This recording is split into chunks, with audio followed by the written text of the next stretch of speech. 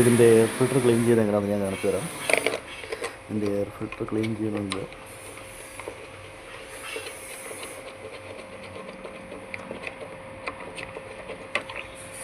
ഇതാണ് DG86ൻ്റെ air filter.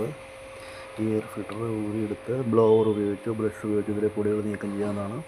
ഇതിനുള്ളിലേക്ക് പൊടികൾ കയറി പോകാതിരിക്കാനായിട്ടുള്ളൊരു നല്ല എയർ ഫിൽറ്റർ സിസ്റ്റമാണ് DG86 കൊടുത്തിരിക്കുന്നത്. അതുപോലെ തന്നെ ഇതിൻ്റെ